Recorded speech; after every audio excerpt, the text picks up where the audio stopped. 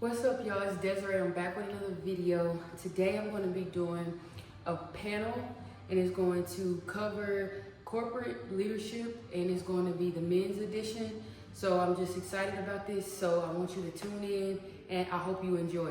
Emmanuel making sure that his grandmother all right, and you should have sent some flowers. Right. That's what you should have been doing with your time. And that's the Honestly, that's what you should have been doing with your that's the time. goal, though. That's what we're gonna do. Yeah. And that's what we're gonna do. That's Just what we like gonna do. that. That's literally.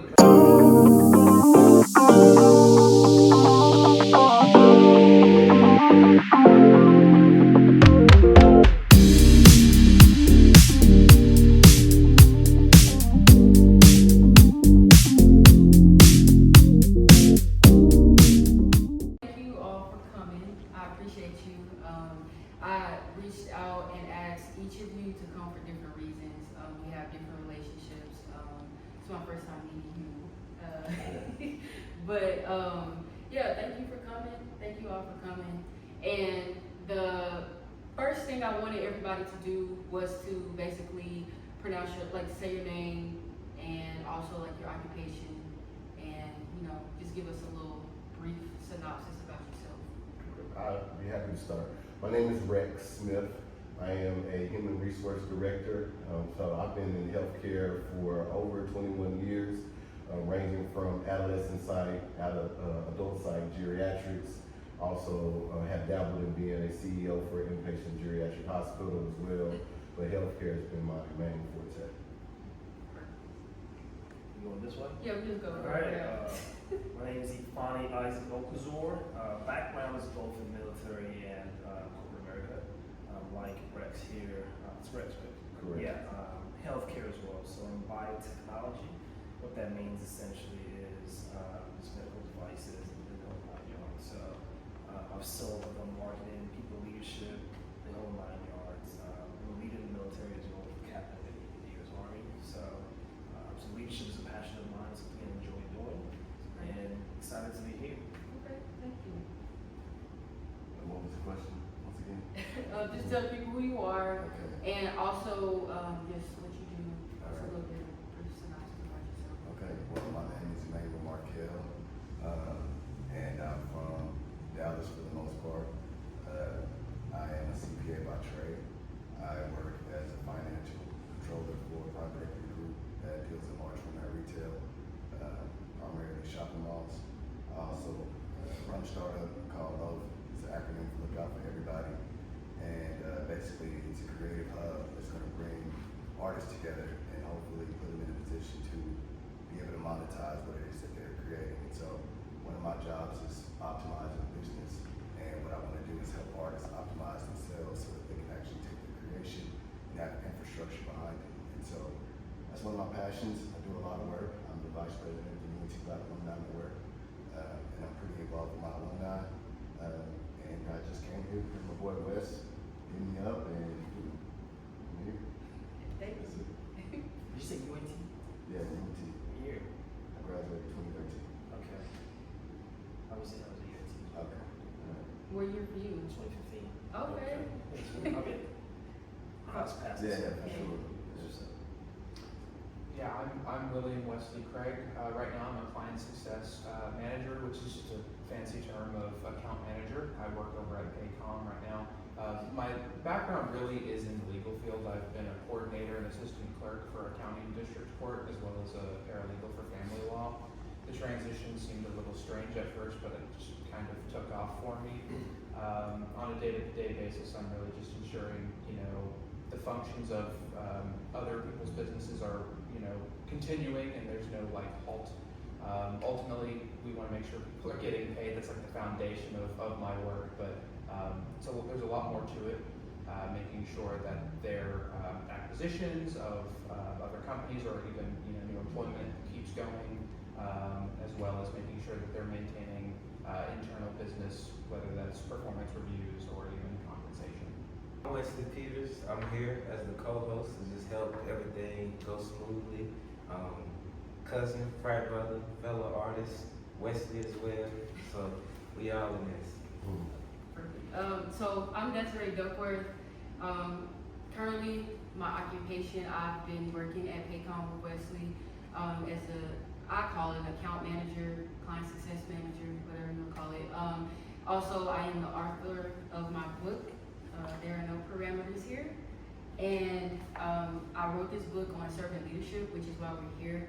And we're just gonna talk about servant leadership and just how it is effective in each of your fields and how you incorporate that in your organizations or at your companies.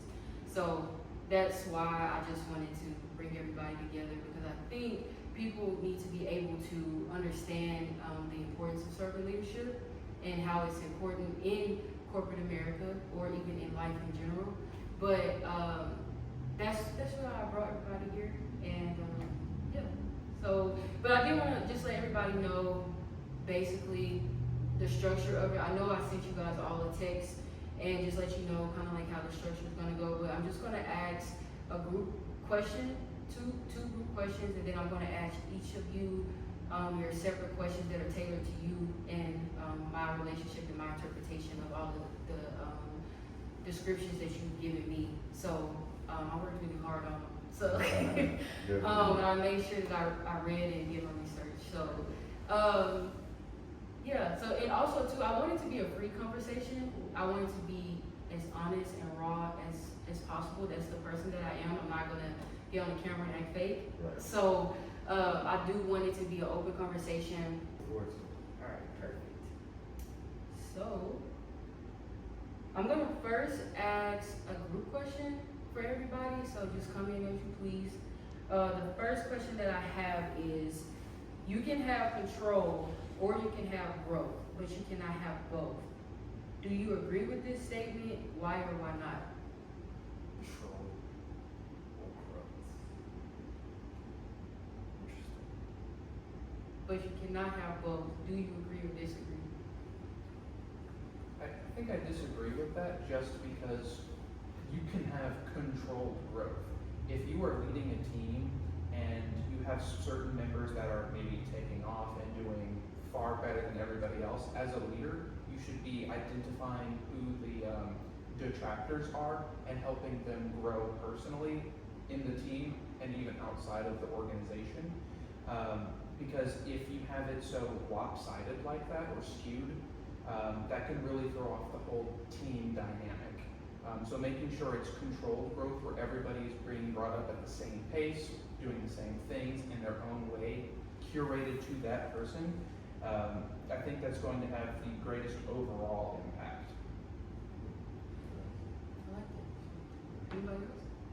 I mean, I would have to agree. I think there's an element of balance that has to happen with growth. I think growth is sometimes painful, and you can't always.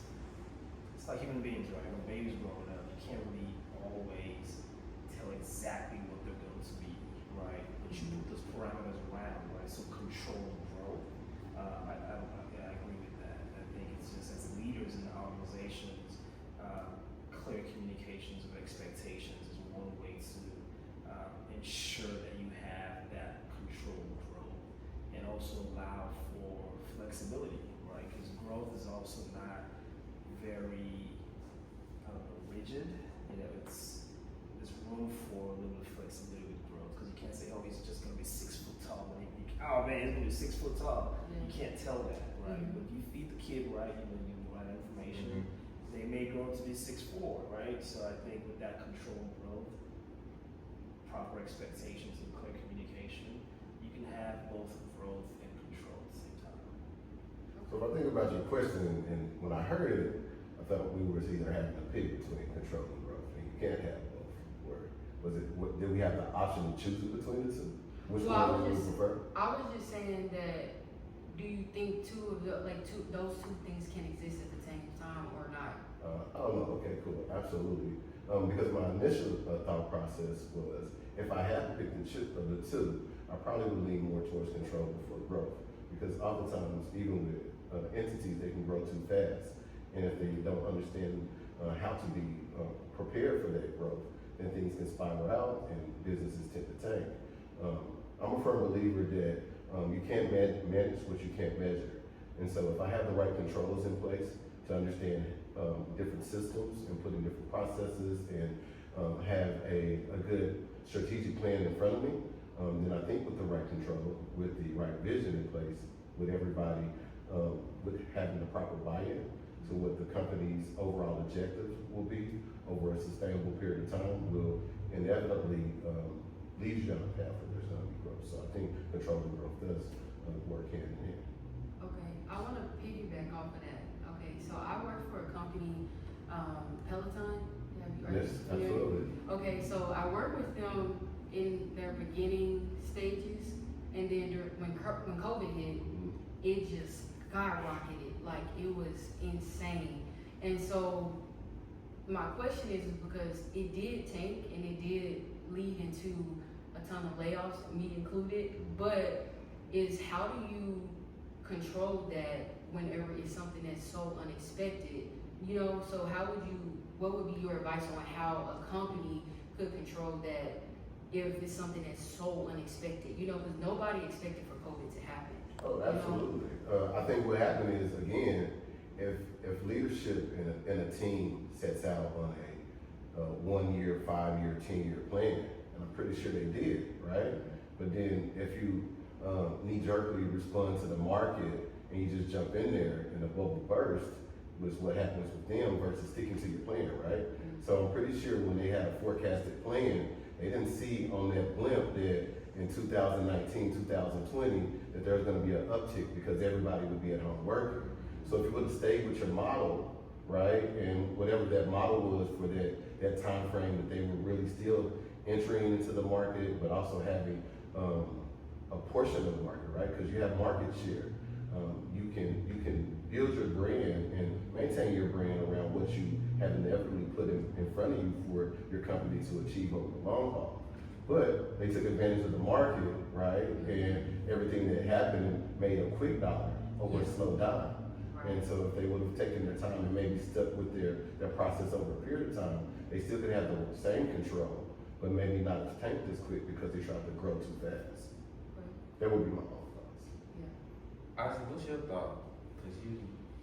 Yeah, I mean, so I think, you know, I do like that train of thought and that, you know, that line of thinking.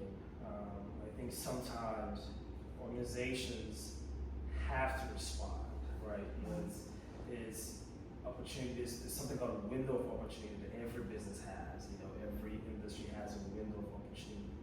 Speaking of COVID, individuals who had manufacturing plants, for example, who were making things like soaps, baby food, all shut down and started making hand sanitizers, right? Because there was a window of opportunity that they had to capitalize on the need, right? So Peloton is a good example. I think it's an interesting case study when we look at the dynamic and how quickly they grew.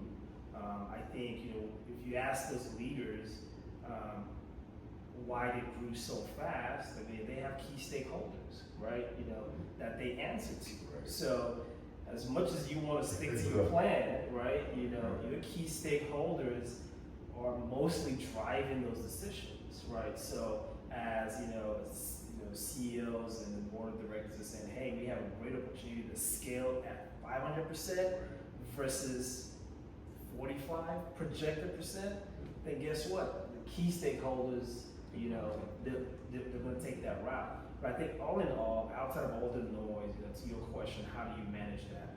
I think great leaders or good leaders have a way of understanding ambiguity. You know, you have to plan for, in the military what we do is you plan for the known based on the data that's available to you. How do we plan for this? And then you plan for the unknown. All right, let's pull together all the experts in the room.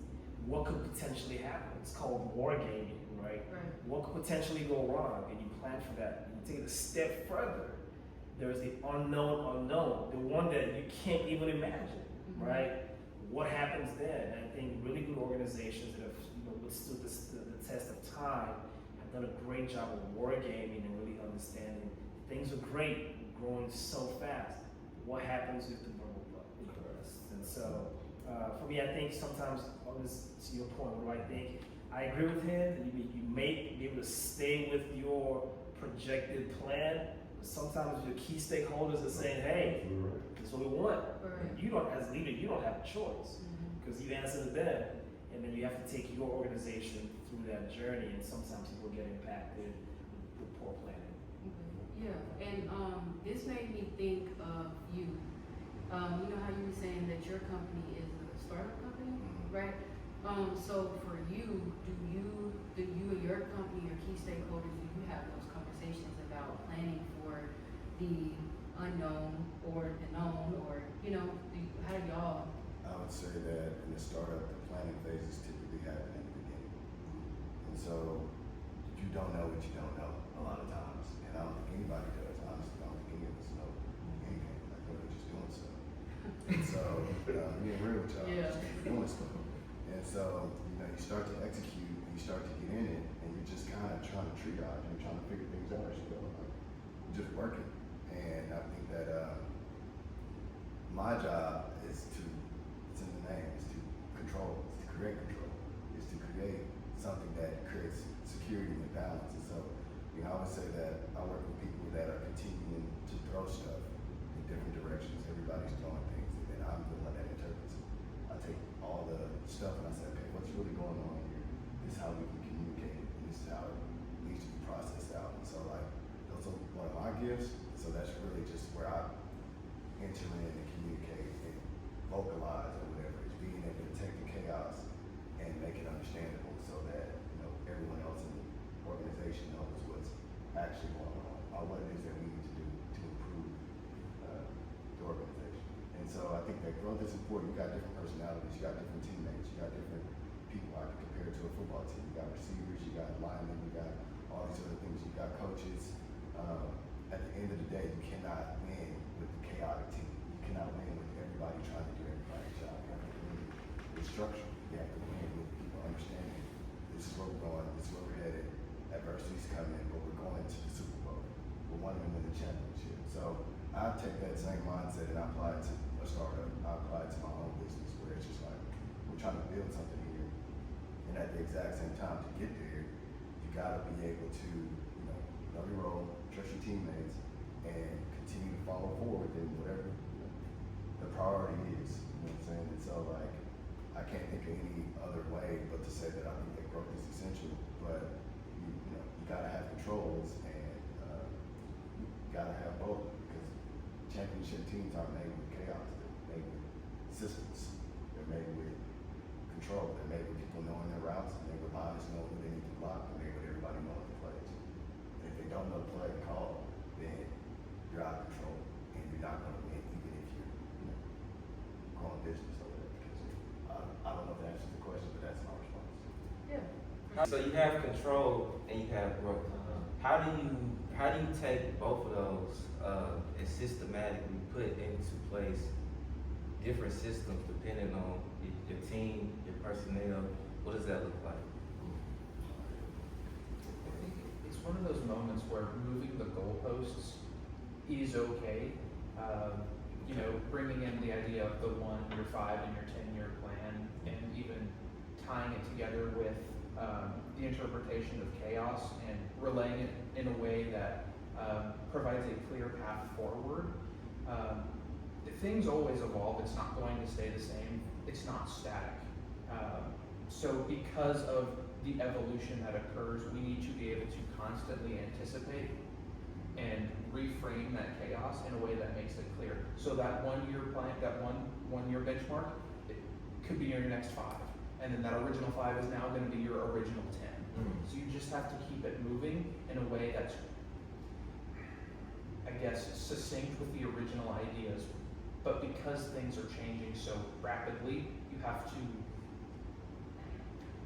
I guess, look back on the things that you've done and use experiences and shortcomings of the past to try and reshape the future.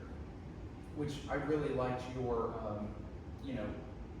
discussion on wargaming. That's an absolute perfect way of thinking about it. You're going to try and understand the unknown and the known, and then what about the unknown unknown? That's where all of that chaos is coming from. that's what we have to try and contextualize and figure out, okay, with everything we've had in the past 5 years from the ground zero, how can we take that and move it into the next 10-year benchmark? Because that 10 years now going to be 20 years down the road.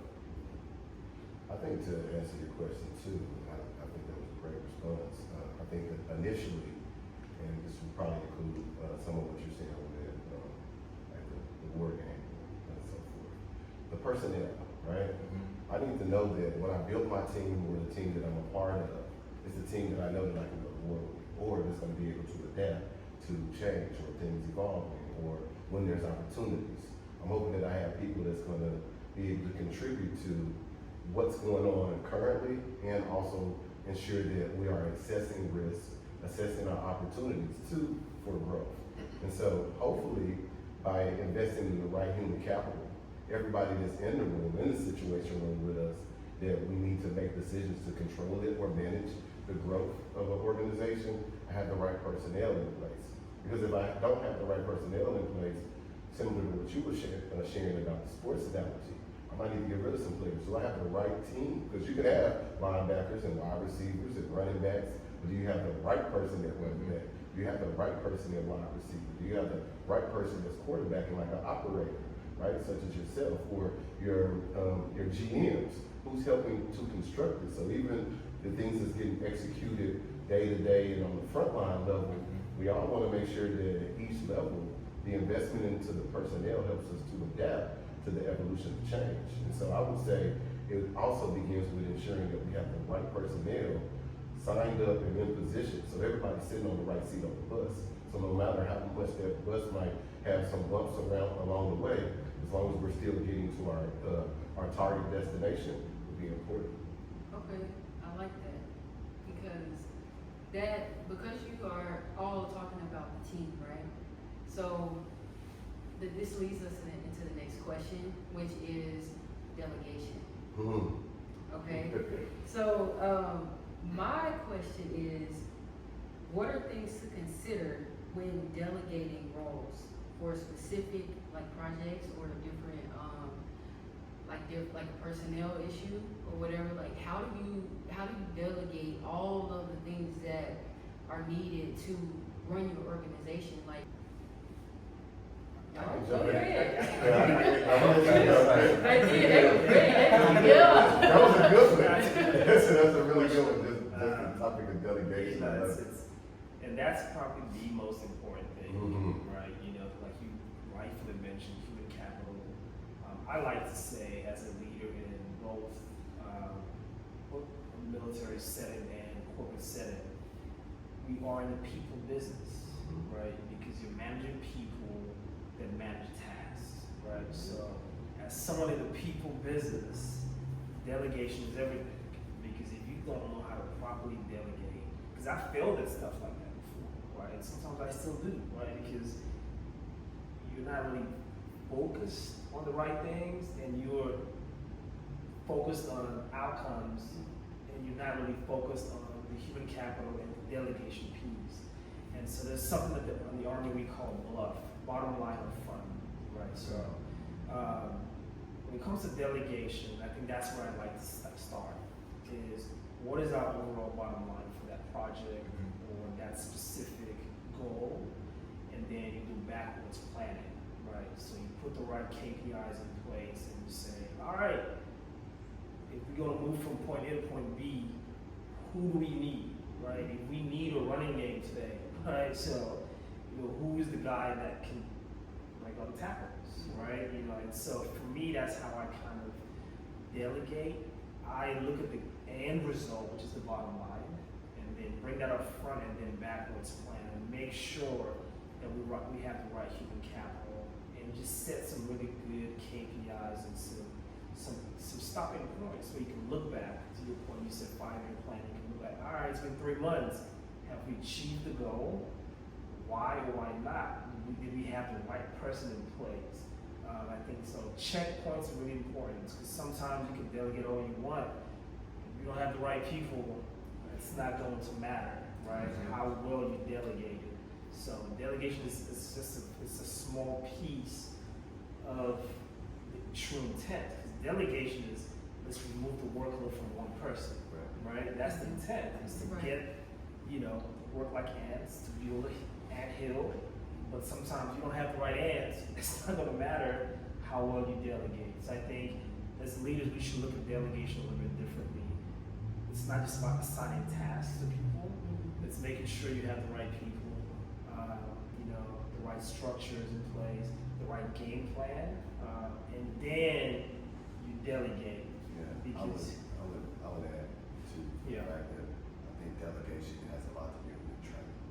And so, where I work personally, I work with a bunch of experts. After somebody's an expert in leasing, expert in asset management, I got an expert in acquisitions, I got experts in these areas. They come from different places where they are the expert, and they haven't had a lot of time to train. We're moving really fast. Yeah. And so when someone does show up and the task is delegated, it's like, do this task. That's it. And then it's like, there's the distance of experience. I got 15 years of experience, 20 years of experience. I came from a place where that's all I had to say.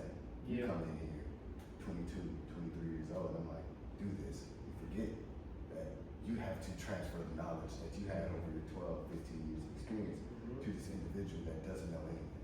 Yeah. So I think that a lot of times delegation has a lot to do with understanding that, no, it's not the time to delegate. I need you to come here, stand next to me. Yeah. Let me show you how to do this. Yeah. Show you how it's done now. When you do it however you want to do it. Yeah. But I need you to see me first so that you know exactly what to do next. That's I a really think, good point. and I think a lot of times people don't want to spend that time training and investing in people. Yeah. It's just like, that's what we actually should be doing, is stand next to me, all right, then I'll stand again. So part of that bluff analysis is bringing your team. It's a team exercise, right? So when you're doing your bluff analysis, you have all those experts in the room, right? And so as a leader in that room, you're really communicating. This is our end goal. This is how I would like to see this come to life. And then, to your point, they're able to stand next to you in that conversation and also get feedback. I think that's super critical because that feedback is going to tell you as a leader too, like, maybe I should look at this a little bit differently and not just be so like one track minded because like this is my mission or my vision and it has to go one way. But yeah, I really like that. I think bringing the people, we call it our right seat, left seat in the military. I'm in the right seat driving, you're watching me, this is the destination we're going, and after a while I just switch over, like, all right, now you drive. I'm gonna hop in the next car, you know what I'm saying? Now you know where we're going. So I really like that. Well, Go ahead. No. I love this conversation because it's just flowing.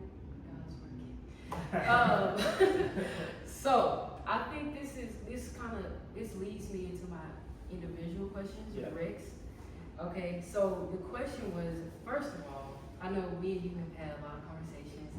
Do you remember the conversation that we had over policy, over process over? Yeah, I remember that. I'm big on that. Yeah. So that's my thing is, right? So Emmanuel said, hey, I want to bring somebody in, right? Take them under my wing, right? But if they're not doing things in the way that I think it should be done, but they're getting the job done, right? But you don't like it. Right. You know what I mean? So how do you push that policy over process? Like, Well, people over process. people- People over process. like how do you implement that? Can you break that down first before you go into it? Oh yeah.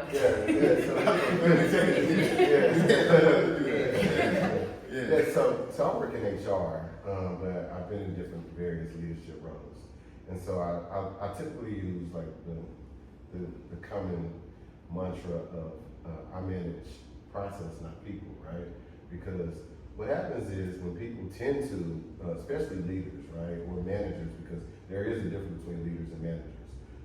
People will tend to take the personal approach when they're managing people because they manage personalities. So I like you, and you're real easy to get along with. So I coordinate you as a manager. Me and you, we might not always mesh.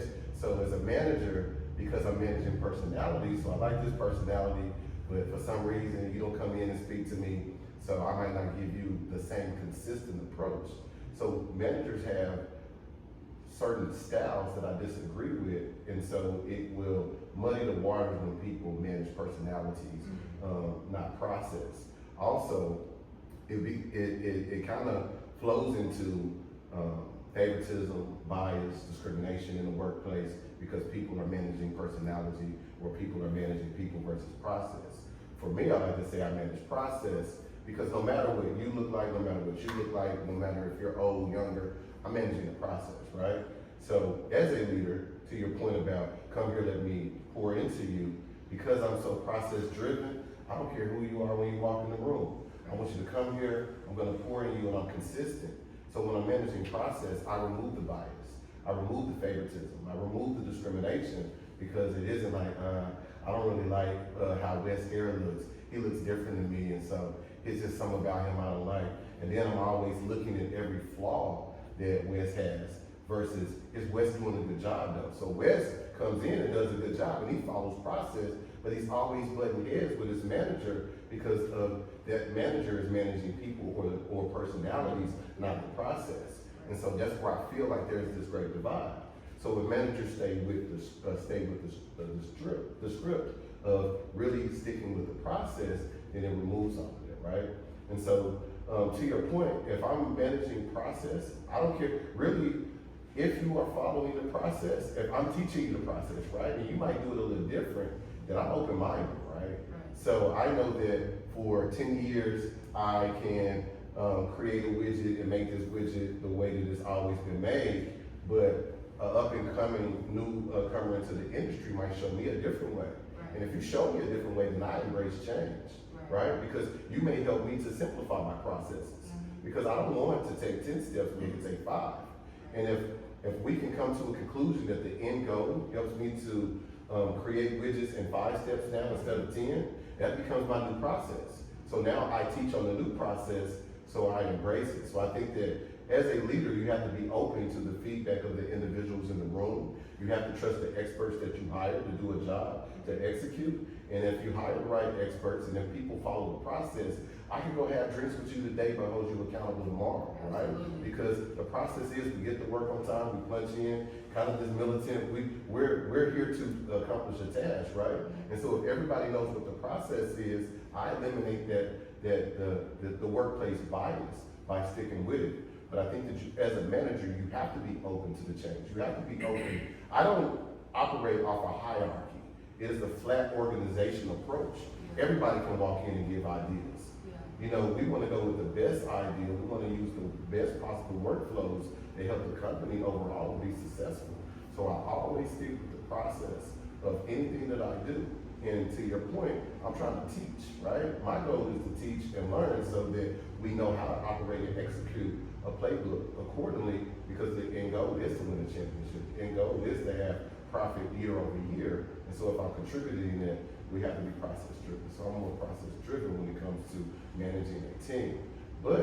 And that's the management side of it. But as a leader, I also have a responsibility to inspire, right?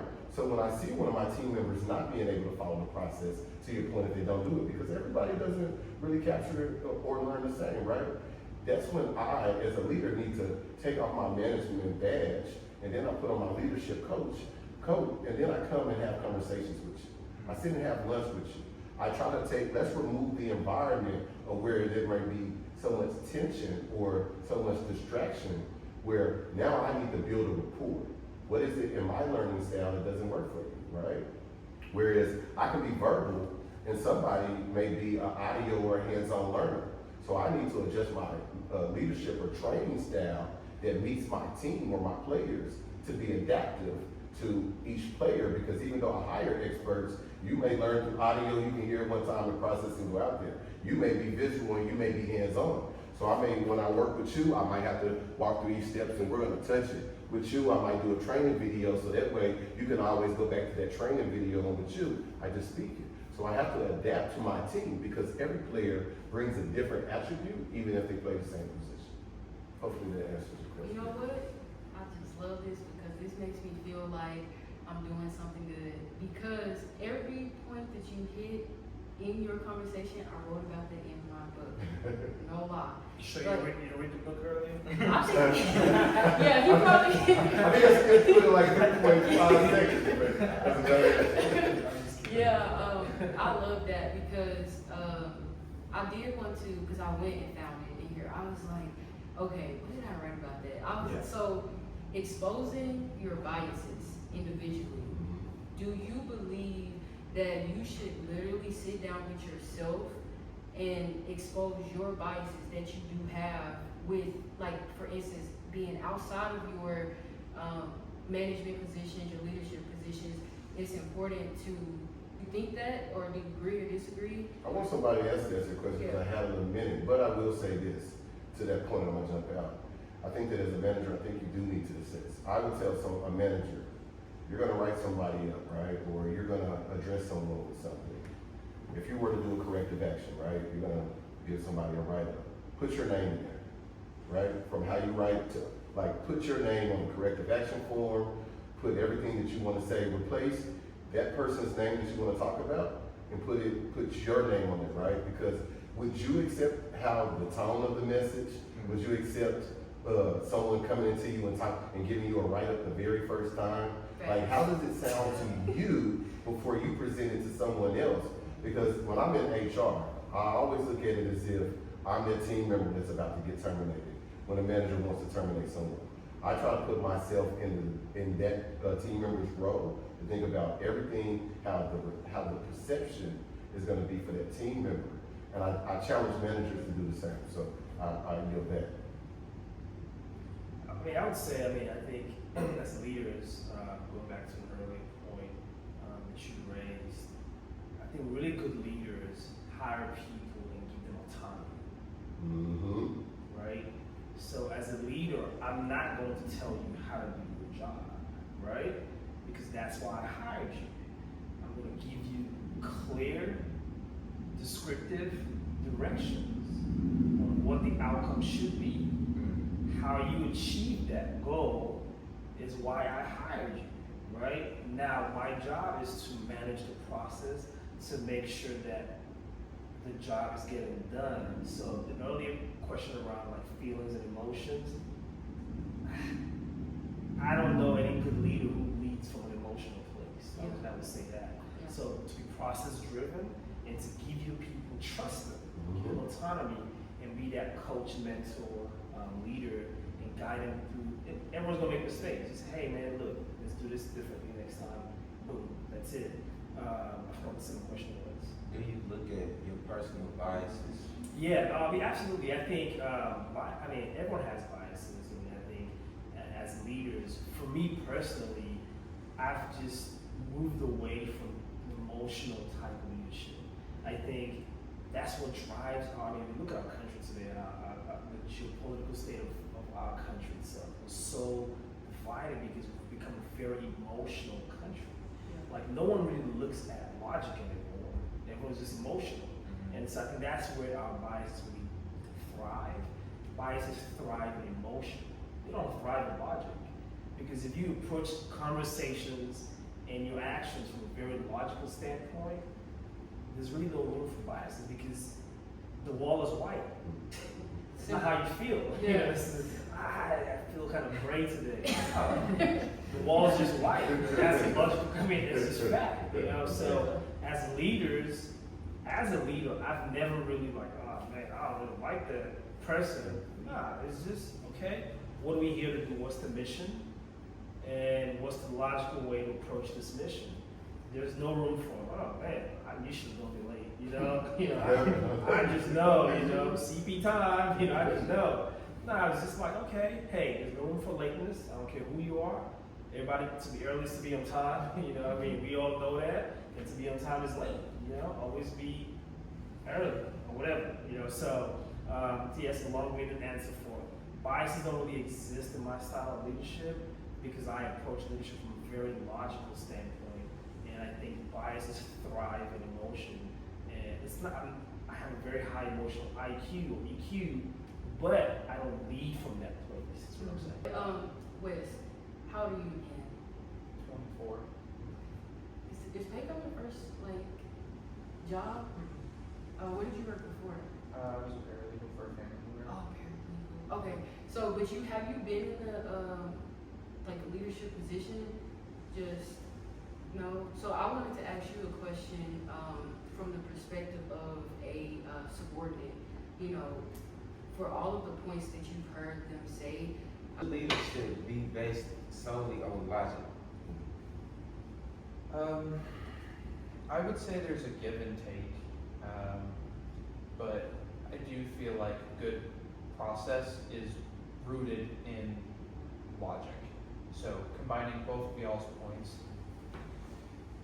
kind of exposing your own bias can be healthy for yourself in self-reflection, because then you can remove that emotional piece that may overwhelm or over-encumber your subordinates in a way that maybe your policy is being muddied down because you're emotional, right? In an environment where policy changes so frequently because somebody's, I guess, too emotional, or they don't like somebody else's ideas, or even maybe even the policy is there's no policy, right? That makes the, I guess, subordinate, or the person that I would be to you, lose faith and confidence in your ability to delegate tasks. Because how do I know you're giving me something that I can do? Do you really understand my way of learning? Are you giving me something that I can take and then grow to be autonomous with? I like that. Yeah, I would say that personally, I'm emotional. There you go. True. I like it. And I think it's just because myself as like an artist, I do my best to control my emotions when I want to express myself. Yeah. But because of the work that I do, especially with the people that I work with, they're deal makers, right? So it's like to close deals, to get the deals going, how long it takes to get a negotiation wrapped up, and it's like we want to celebrate the wins. We want to work really hard, man. We gotta get in, we gotta grind. And so, like, I think that the words that I try to give my team, or the team that we have, is really just constant encouragement. Like, it's us against the world, it's us against them. Like, really, like, we together. Like, this is the team. So we gotta go out here and win. So it's like, in that expression, I'm talking to them and, saying good job or whatever, but it's like, I feel the need, because they get tired. They're tired of talking, they're tired of working, they're tired of all these other things. It's like, all right, let me come in with that good energy to get them motivated. Let me come in with that energy to get them in that position. And if I can need to come in with the energy that's going to, either be like good or it's going to be bad, it's going to come the same way. Yeah. But like, where I'm at today, I'm an emotional guy, man. Unfortunately, I do my best to lead with logic and structure, but at the exact same time, it's just like, I have to get you to feel me, bro. Like, you gotta feel me. And that's really it. Like, So no, that's really cool. But I also think that it's a great answer because it may also be prevalent to your industry that you work in too, right? Like, does that work in another setting? I don't know. I mean, I'll leave it to you guys, but I think that that's a really great response and a truthful response too. Because as I'm sitting here thinking, like, when you're thinking about music and when you're thinking about artists and when you're thinking about really trying to push someone to their creative point of being able to deliver, and especially in an art form, I think it would require that. I couldn't come in and be passive. Well, nobody's picking up a pen. Nobody's gonna do nothing for me. If I come in with my approach. But you know what? I would make sure that I know somebody who's an expert that's like, I'm sending him in there. Y'all don't want me to go in there. The work ain't gonna be done. He need him in there, right? Yeah. I would like to clarify a little bit though. I think when we talk about emotion and logic, there's definitely room for both of those two things to coexist, right? So as a military leader, I can't just be logical, right? Because I'm taking young soldiers to war, so people might not come back, so it's a very emotional journey, right? So you have to be emotional, but you can't lead from an emotional place. you can't make decisions based on emotion. So that's what I was saying, right? No, like, you have to have emotion because you got to be connect with these people. You got to understand. You got to feel energy is everything for me. I have to know that, man. When I'm looking at 12 o'clock, I know he You got my 6 o'clock. You got my six. I have to feel that, right? And that's not always a logical decision Right. or awareness.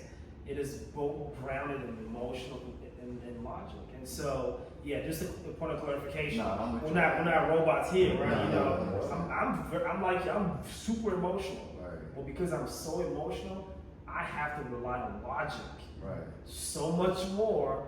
Because if I lean on my emotion, we all gonna die. Right. I think it's a logical decision. I mean, I think that leadership sometimes comes down to acting. Mhm. You know, it comes down to being expressive. It comes down to reflecting something. Yeah. It's just like, you gotta motivate somebody. You gotta put on the act. Yeah, you can't inspire people if you can't emotionally connect with them, Right. right? So as leaders, you have to have this high level of emotional intelligence that allows you to be flexible, but knowing that, hey, I'm gonna be here and I'm talking to everybody, we hee hee ha ha, but the decision is gonna. Have you guys seen you guys all seen Mission Impossible? The movie, not the new one. I mean, all Mission Impossible movies, right? I mean, he connects with his team, but all his decisions, Ethan Hawke or whatever, Tom Cruise, all his decisions are very logical. Even the one that requires somebody to die, right? As connected as he is to all his teammates and he loves them, his decisions are grounded in logic every single time. That's why his missions are successful. You know, so yes, you gotta be emotional, you gotta connect. But when it's time to make this decision, make sure logic is leading. I really like the distinction that you made between emotion, the connection, and emotion, the feeling. Because to Peloton, when they burst the bubble, those actions that led up to that moment were based on emotion, the feeling of happy, like this is the greatest thing to happen to us. Right. Let's throw out all logic and just just go. Give money. Yeah. rather than just connecting with the people, emotion, and having logic. One of the things that I've had instilled in me working at Paycom is this idea of PEC, personal emotional connection. That's something we should be building with our clients, right? We want our clients to know that you're not just calling in and we're just going to help you with the questions that you have and that's the end of it. It's not transactional. I am a person you were calling in trusting that I'm going to help you. Just like I need to build those personal emotional connections with other people on my team. If they themselves are struggling to answer or help a client, they need to know that they can come to me. Vice versa, if there's something that needs to be solved. We play to each other's strengths, and with that helps us then make those logical decisions. Real quick, before we go to the next topic, to the new leaders that may be viewing or may view later on, that's either coming in leadership as highly emotional or highly just logical, numbers driven. How have y'all's individual leadership abilities evolve, change, and what advice would you give new leaders? Go ahead. I'm trying to answer. I think that just taking a step back from my own personal experiences. So I spent 6.5 years actually being a financial planner for businesses, probably doing somewhere between 2 to 10 million, and helping them optimize their structure and everything like that. But it was also investment focused. So figuring out what they need to do to meet their own retirement needs and everything like that. The job was really measured, right? Extremely measured. My measure was high, right? So I felt measured all the time. There was not a lot of person with me, right? When it comes to my connection with my colleagues or whatever. And so because I felt so measured, I didn't necessarily feel like I was valued personally. I just felt that I was a metric. Yeah. And then as I kind of started to evolve and to really, pray about what it is I'm supposed to do in life, started to work on the business that I'm working on now, and I released myself up to measurements. And it was just like, all right, I don't want to be measured. I don't want to have any metrics. I just want to be free. And then you start to realize you can't build a business being free. You can't build a business without that. And so I had to learn, like, okay, metrics are important, but also personhood is important. You gotta have both in that capacity. And so I think that jumping the track. You answered it, but just like speak to the new leader. Okay. Yeah. And so like, I think just going where I'm going right now with this, primarily, I know that metrics are important. I know that, emotion is important. I know that being free is important. You gotta be able to have a balance of being able to connect with your people, being able to be personal, but at the exact same time, be able to say, yo, you need to get this done. This is the job. And if you don't get the job done, then it's like, I don't know what's going on. I love you, you know what I'm saying? I care about you and everything like that, but it's like, we gotta get some work done, And I think that that's what I had to figure out, where it was just like, okay, we gotta work, but at the exact same time, we gotta have fun, we gotta be free, we gotta be personal, we gotta know this person, we gotta know their family, we gotta know who they are. And like, for me, my grandma had passed away.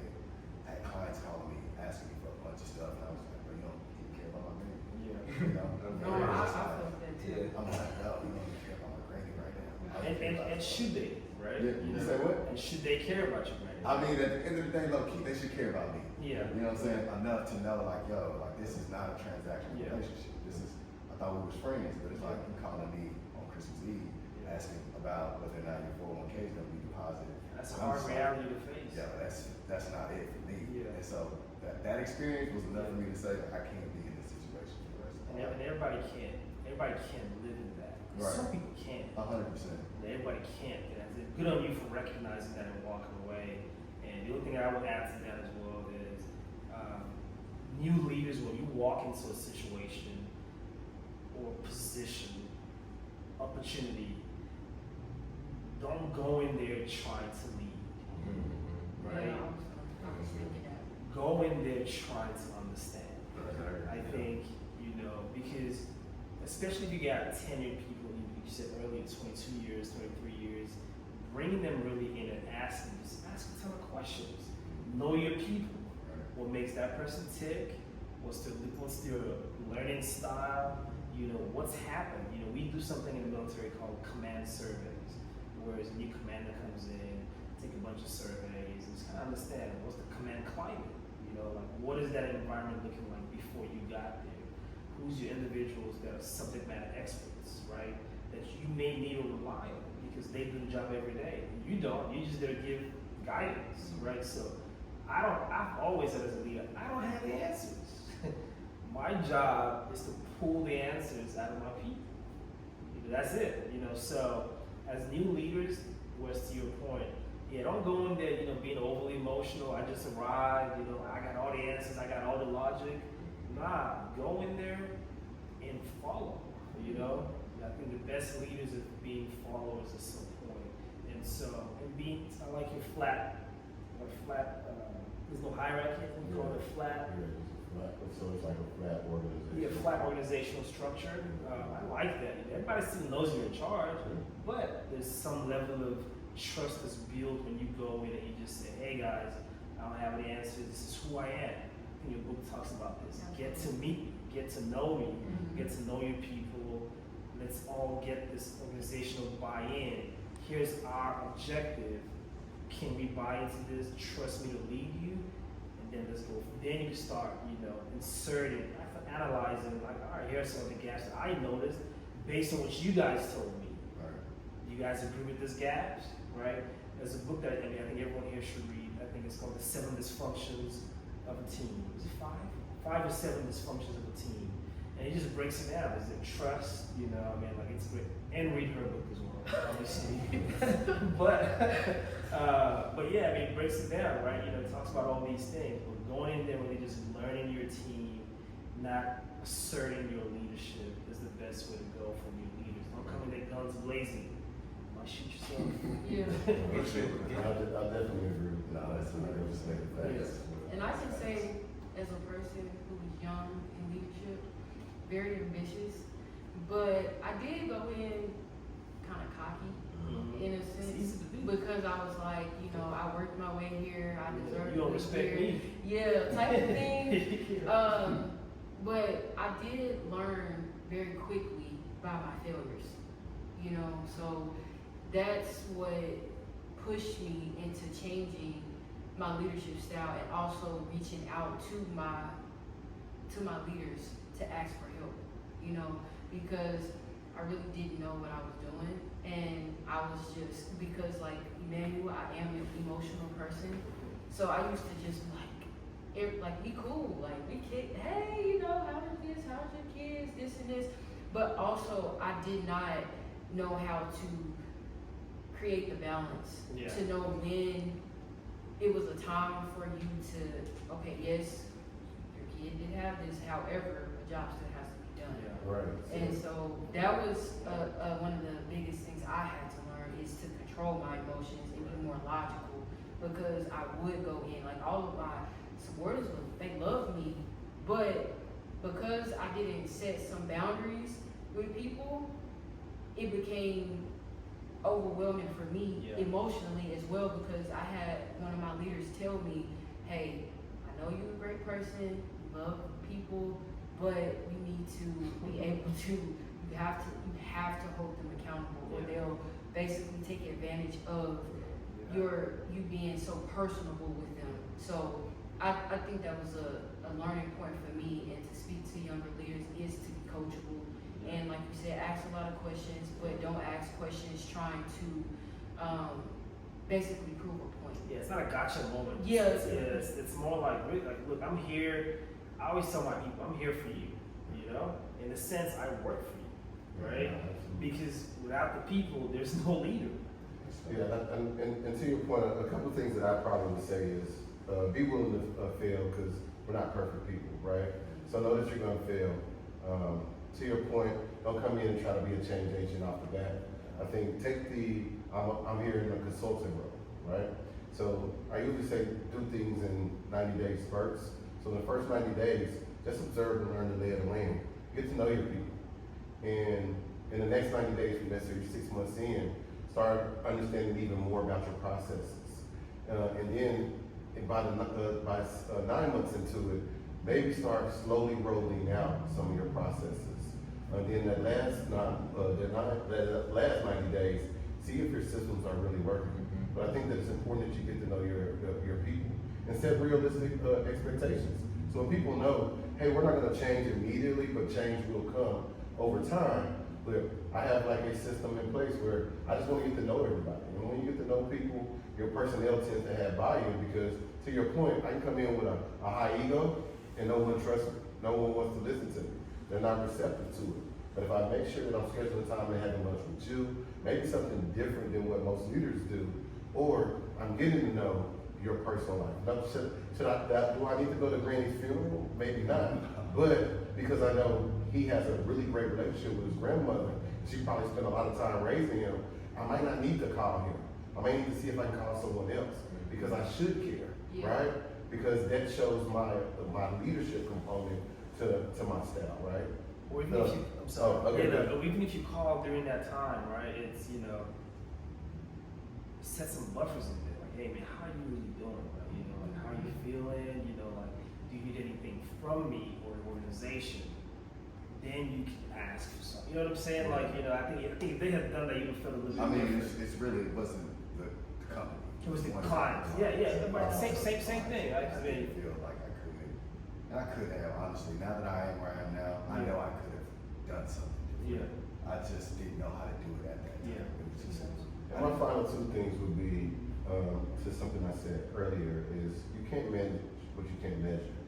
So for you as a manager, and that goes back to why I always differentiate between people and processes, right? Because everybody can love you, but if nobody's following process and getting the job done, and as a manager, your team loves you, but your boss is looking at you like, wow, work isn't getting done, right? So you definitely want to make sure that you're able to manage what's going on. And what I mean by that is, if I say, hey, there's 5 things that I need you to complete by Friday, I need to know for one during the week, where are we at? Because by Friday, I need all 5 things done. And if all 5 things aren't done by Friday, because I can measure them, right? There's 5 things, I gave you a deadline for them, and only 2 things get done, then maybe we need to have a conversation, and then that segues into the accountability piece, right? And the accountability could be verbal, it could be training, it could be the coaching, or it could be disciplinary. But you have to be willing to then take off the coat, and not be the person that is the likable person and be able to hold them accountable. So I can have drinks with you last night, but tomorrow if the project is due and you didn't, come in my office. Yeah. You gotta, here's that paperwork, right? Because you didn't, so, and it's a tightrope that you have to walk on, but it can be accomplished. It really can, but you have to trust that you can do it too. Right. And being very transparent and communicating what your expectations are with your team typically will have buy-in because they will say, hey, I know when Rex comes in, he's gonna be giving high fives and asking about the game, but by the end of the day, he's gonna make a report on his desk by 5 o'clock. Right, and so you set the expectations that you're doing. Shrinking.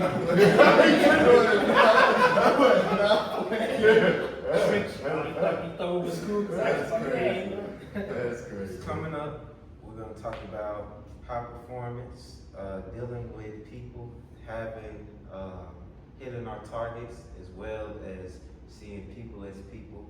But we're going to take a quick break. Okay, so here we're going to have a brief intermission. We have some great conversations, and I'm going to show you a few clips that we had. It was some really raw, authentic conversations. So tune in, let me know what you think. Should be doing on their own phone, which is like clocking, because on my phone I should be able to punch in, Right, punch out. absolutely. Yeah, If absolutely. an employee doesn't do that, forgets, and the manager goes in there and Should puts be the doing punch it. in there, Yeah. that's lost cost because Yeah. time's being spent doing that. No, Yes, absolutely, exactly. I like that, I do Yes. like that, and I was on a call, and I was like, y'all saying somebody good was like, stuff. should we have a We'll rule catch this that too. the manager should enter a note? I was like, the manager shouldn't even be doing it. Exactly. You know, like I'm doing this is to save, put time back into your pocket to be able to be decision maker or to have more team member engagement. Like, let's open this up to do more things, not less, because you're doing those manual processes. I like that. Yeah, no, yeah, I feel you. I'm sorry. There we go. Yes, punch out. You know, just like, I don't. Yeah. I'm sorry, I'm emotional. I told you, bro. That's cool. I definitely check it out. When I go through the implementation, I've done all of them. I did it with ADP, I did it with Workday, and I'm doing it now, right? But see, I love that though, the fact that you're willing to, you're willing to change, but you're also willing to learn in that implementation process because that's, we have that problem so much because because being able to navigate through the system and how easy or difficult it is based on your buy-in. Oh, absolutely. And how if you're willing to go in and go through the trainings that we provide, I do all you that. know what I mean? I do all the time. You didn't want to do it, see? so That's that's probably the- why. I'm gonna say- Like, but I'm see, just the being thing is, real. One of the Yeah. biggest problems that Is that people don't want to do it, right? Yeah. experience as specialists is they'll call in, why isn't this working? Why, I don't know, let's go take a look at it together. Yeah. Why can't you just change this for me? Because this is your data. If I change this and it messes it up worse, you're gonna come at me, you're I gonna. think that also, again, you have to See, have. this is the thing Like right here. I I love this. I was sitting into a room to get my artists and my team members fired up. You have to mention things. I probably am doing things already before my implementation specialists have rolled out. And they're on the call like, you already did that? You already doing this? Yes, Oh my we God, you already, oh my God, like on my Ready. team, I don't even need you.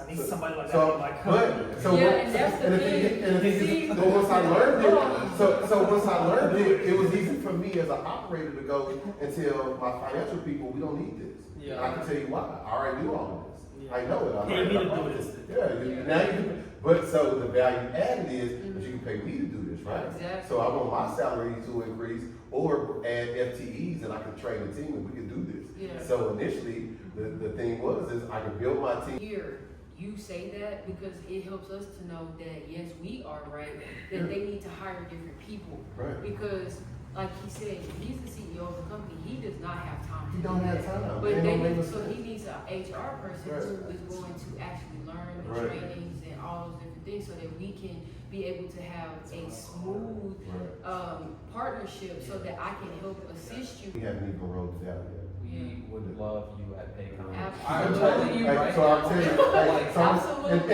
and think about this, and right now I'm branding them, right? We can spend more time in team member engagement that creates an environment where it's a great place to work. I'd be a fool to think that you wasn't a person, that you didn't talk shit, that you didn't live a great life outside of these walls. But when you come in, to your point, I love that's why I like when you like we're actors. This is my actor uniform when I go to work. This ain't how I dress. I walk around my house looking like this. Don't think that I look like this when I go home. You know, Absolutely. but sometimes people think that. Yeah. And sometimes people who work in these roles act like they Absolutely. like. Okay, everyone, I hope you enjoyed the content that you just saw. It was raw, authentic. We had laughter, we had some realness, we had some connecting, we had some networking. So I am really grateful for these men. They gave us a show, and shout out to the cameraman Randy for capturing that authentic moment.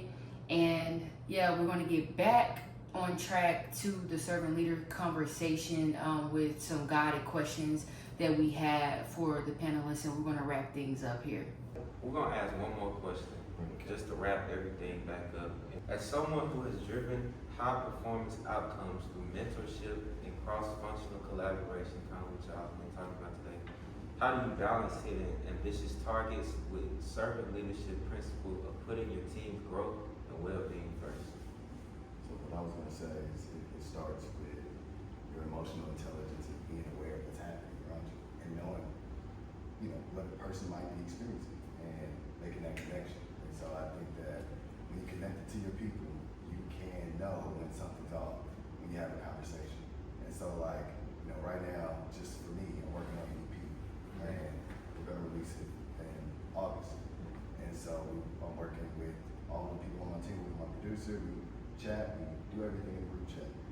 And the guy that we're working with on the videography part, he's just going through a different season. He's just not there. He's not able to meet the project deadlines. He's not able to kind of hone in. So it's like, all right, we're going to focus on that.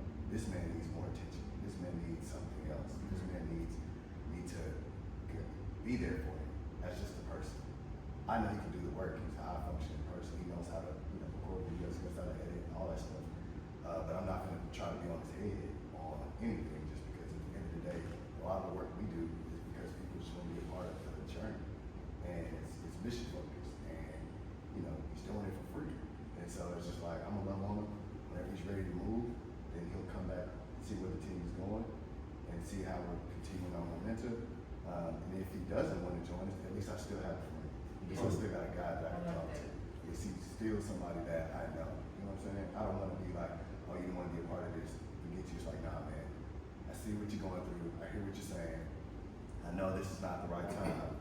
Just know that I can be here for you on an ongoing basis. If something happens in the future, then we can do something. But that's where I'm at today. So I think that having that emotional intelligence and knowing what a person is experiencing will help, kind of navigate getting results or ensuring that things kind of continue to move along. I'm very interested in what you're gonna say, because you got drawers, and you say what you're not trying to hear all that. Well, I think before we even get into the conversation, for me, what is servant leadership, right? I think that's important to define, because that might look differently for everybody, based on whatever industry, organization that you're part of, right? In the artistry, in art, creative space, servant leadership looks differently from logistics or healthcare. So I think for me, I wear multiple hats, and I'm constantly having to shift the goalpost of what servant leadership is, or what leadership is in general. And so as I look at that question specifically, I think great leaders have to embody multiple styles of leadership, right? That includes being a coach and mentor, being a servant leader, being an accountability partner, and the whole spectrum of leadership styles. And so, very great question. I mean, like I said, a lot to unpack. For me, driving high performance teams starts with really setting clear objectives based on where you are. To your point, Emmanuel, you're releasing something in August, right? So clear and specific. We know come August, this got dropped, right? So in your case, HR, Paycom, right? In my case, healthcare, logistics, military. I think really setting those clear expectations early on, and then removing the expectations and then focusing on the people, right? I think for me, as a military officer, it's so easy to be very structured and militant, but I also have to remember that behind the mission, there's people, right? So setting expectations that mirrors their capabilities has to be front and center, right? So I can't say that videographer who's not where he needs to be, I've got to give him expectations that match his current capabilities, which you've already recognized, right? So, and I would just to piggyback on what you're saying is like, you know, dealing with artists, or just artists in general, you want to call them creatives, whatever you want to call them, they're different. You know? And a lot of them have like very different individualities, and they kind of tap into that individuality and create that art themselves. And so, a lot of times, because of what they're creating, whatever it is that they're making is extremely vulnerable. And if it's not getting the response that they want from it, they can shut down. And so it's just like, okay, you have to find a way to tap into the fact that like, whatever vision you have for yourself, bro, the vision's true. I'm here to tell you that it's gonna happen. I'm here to tell you that I'm gonna support you. It might not be there today, but you're gonna get there at some point in time. So I'm here to reassure you, and let's get back on board. But you know, I think that that's where it's like, if it's driving from here to there, it's a very simple exercise. It's and that leadership is different, right? So that leadership in your industry and my industry is totally different. Like my drivers know when they come. I tell them all the time. You know, sometimes I'll be very candid and tell them, at least you're not getting shot at, right? You know, it's hot in the world.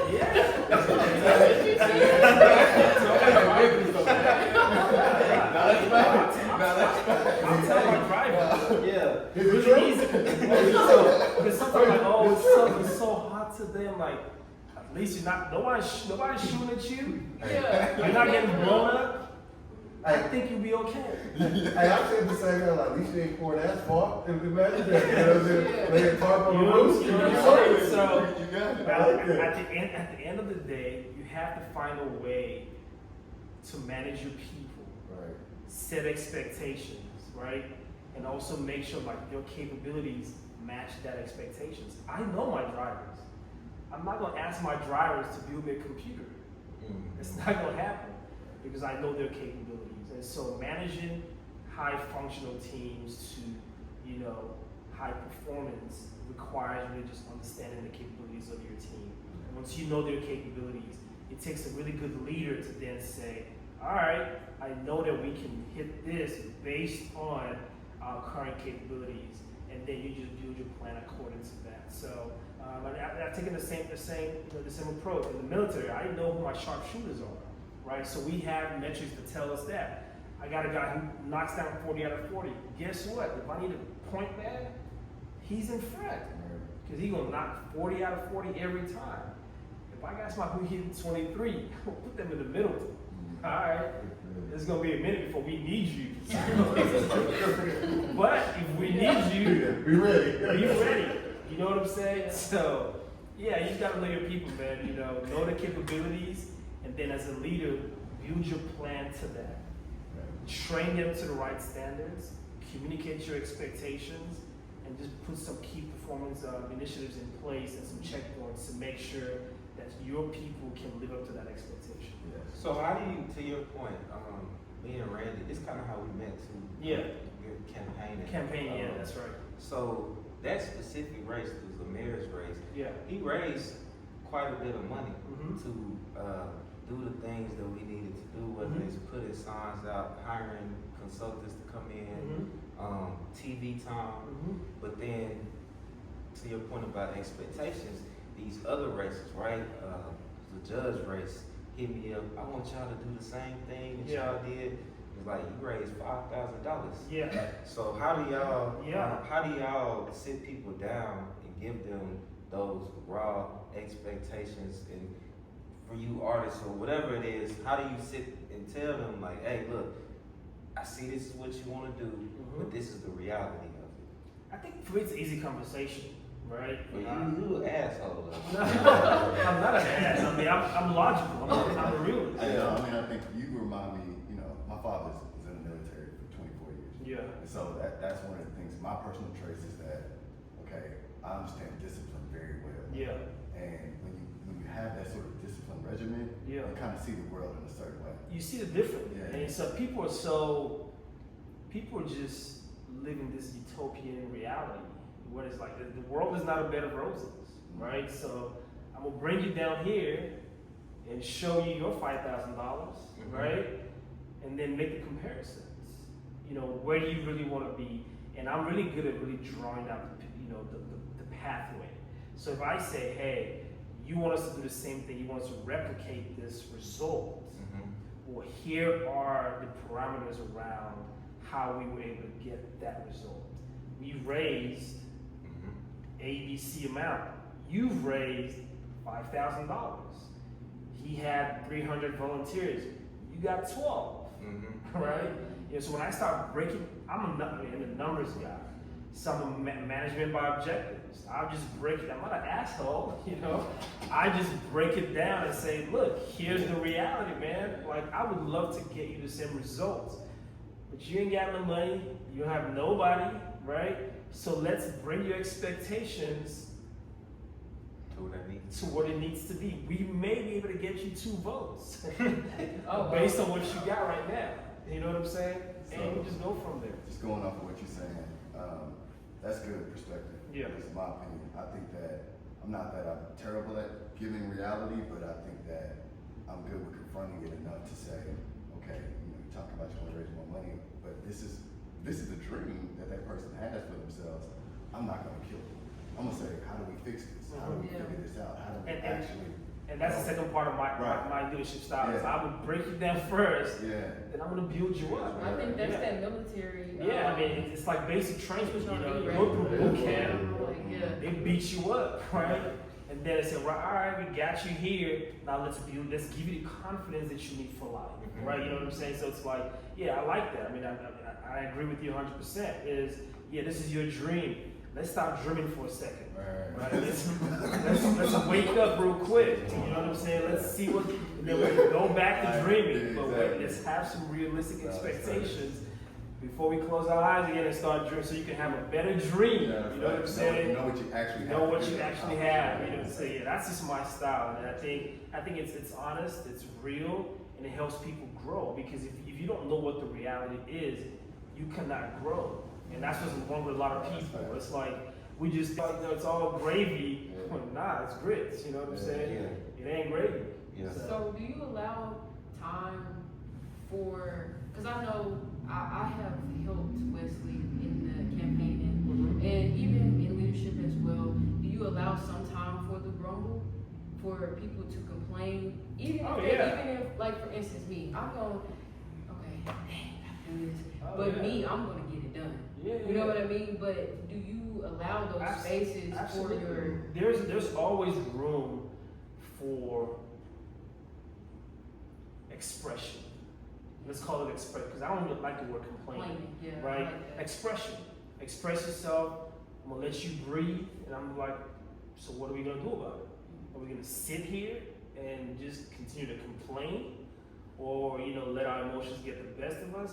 Or are we going to do something else, right? So, I mean, something you said earlier in terms of just managing people, one thing that I like to do is start, stop, continue when I have new teams, right? So I walk into an organization, I say, well, this is a brand new team. I say, hey guys, what's been happening in the past, right?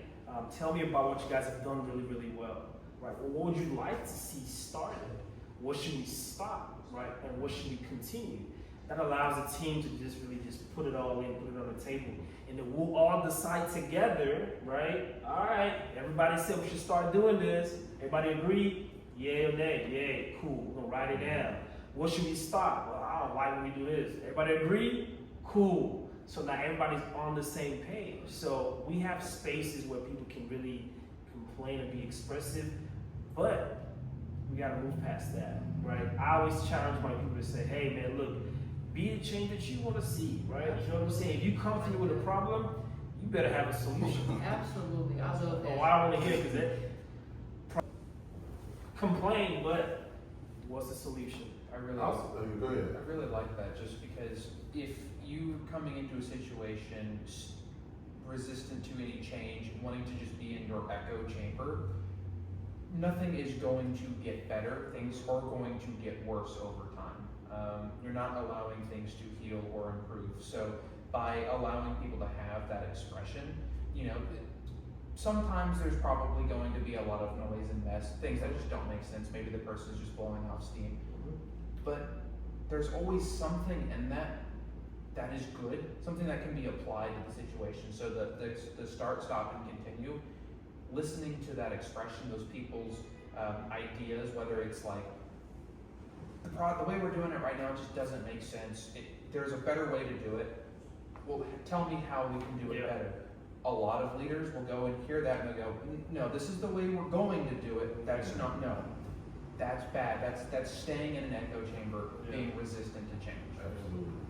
And to your point, I embrace it. I think that we can say it's grumbling, or we can identify more to say, are these barriers or challenges, right? Because I don't want a team member to think, I don't want to go into my supervisor's office because they think I'm complaining.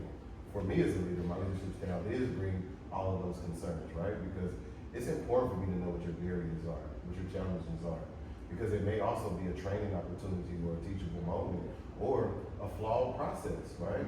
And so what's bottlenecking for you or what's concerning for you as an employee or frontline team member might be an opportunity for me to fix or to change something or to engage with you, right? Because I may learn something that it may not be the job, it may be something personal too. So now there may be that personal connection opportunity. So having the ability for people to divulge their concerns, I think should be an opportunity, because you never know where that information may have some value added to what you're working on a project, or how you can get them from going from an obstacle or a very challenging situation to then being able to continue on down the road. So I embrace it. Well, thank you all for coming today. I really, truly appreciate you.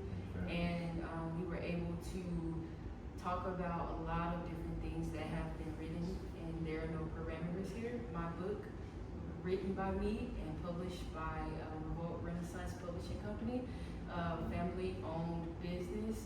So please make sure that you book a consultation with me. I am so excited to work with new up-and-coming leaders, or even organizations that want to train new up-and-coming leaders or even existing leaders. So thank you so much. Okay, so I hope you enjoyed this great conversation that we had. Please make sure that you like, comment, and subscribe. We are going to make sure that we have another session, and this is going to be a women's edition this time. So please make sure you lock in with me. We're going to have some great conversations. So thank you guys. Peace. So yeah, great discussion. So let's So if y'all know anybody needs HR, let me know. Pass my information around. I'm here to help.